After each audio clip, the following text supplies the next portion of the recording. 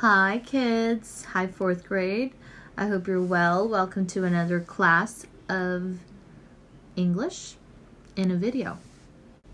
Alright, hello 4th grade. Welcome to another English class in a video. Gather your materials. Remember, this is a video. You can pause and hit play. So now would be the time to hit pause. Grab your book, your textbook, because that's what we're going to be using today. Alright, so textbooks out. Alright, so if you now have your textbook, open it on page 160 because today we're going to be working among page 160 and 169.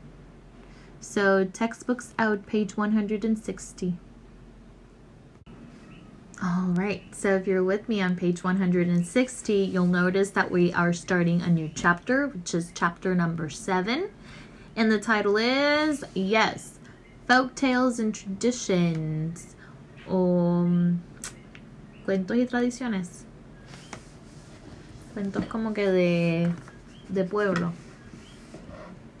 Right there. See that dog? Remember last year when you guys were in 3rd grade and we read the story about the San Jeronimo dog? Do you guys remember? Well, guess what? Join me on the next page.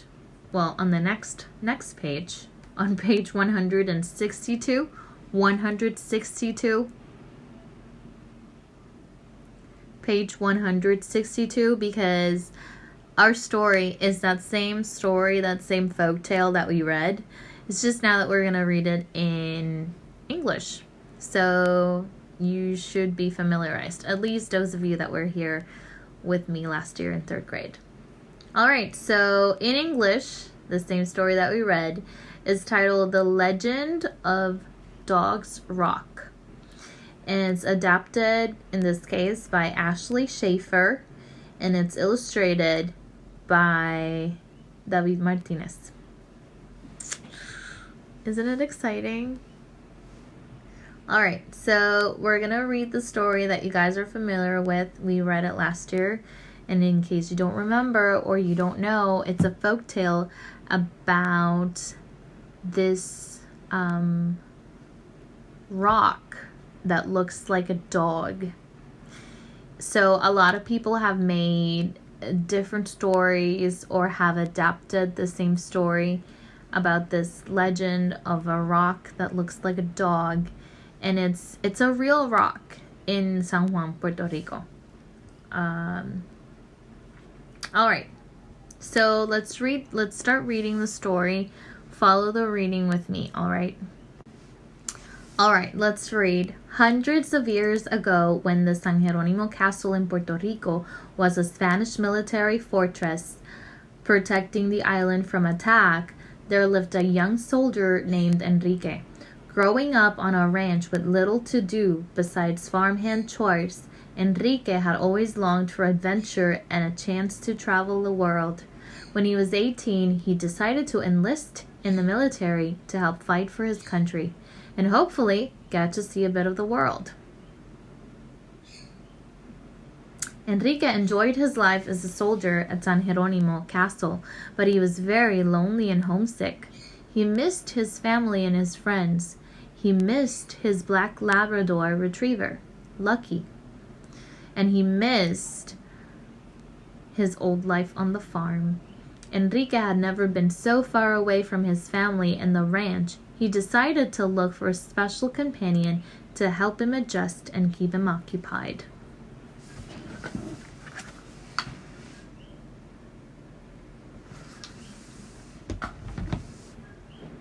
Let's continue. One day, Enrique went strolling along the cobblestone streets near the castle walls, doing what he was always doing, looking for an adventure. Suddenly, he heard what sounded like a small whimper coming from an alley. Thinking that perhaps it was a lost child, he went to investigate. What he found changed his life forever. Hiding under a pile of scraps was a tiny, scrawny, abandoned puppy with a hurt paw. Aww. Feeling a surge of compassion, Enrique knelt down to the puppy and began to pet the little puppy's head. The puppy looked up at him with sad, pleading eyes, like, "Please hold me." In that instant, Enrique knew he had found his companion and just the thing he needed to comfort him when he was feeling homesick. He smiled at the poor creature and said in a reassuring voice, "Don't worry, little fellow. I'll have you fixed up and walking around in no time." The puppy was like putty in his hands as he scooped him up and carried him back to his home. So he was a tiny lippy. If you've had a dog, you know. Let's see if the video helps right here. Oh wait, that's not what I wanted to show you. There he is. Tiny little puppy.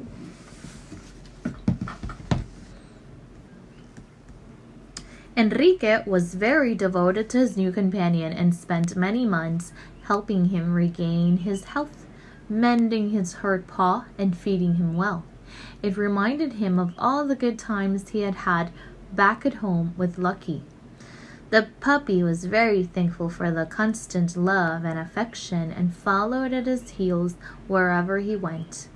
One day, a fellow soldier asked Enrique what he had named the puppy. It dawned on him that he had never picked out names for the pup. So, Enrique picked the first name that came to his mind. "His name is Amigo," he said proudly, "because he is the best friend a man could have." Amigo soon became the soldier's mascot, a loyal friend who was last week with the project that we talked about pets. I read your work. Most of you agreed that the best pet is the dog.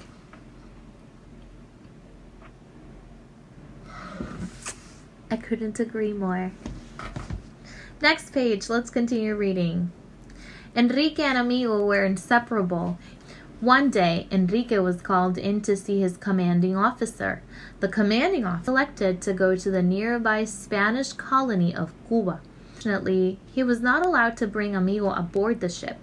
Enrique still yearned for adventure and exotic places, but he was heartbroken at the thought of leaving Amigo behind. A fellow soldier agreed to take care of him, and Enrique was forced to say a tearful goodbye. "Don't worry, Amigo. I'll be back.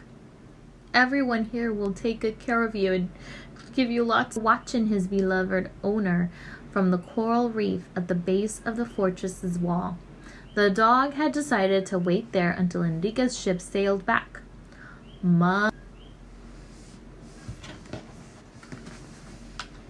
There it is, a tearful goodbye.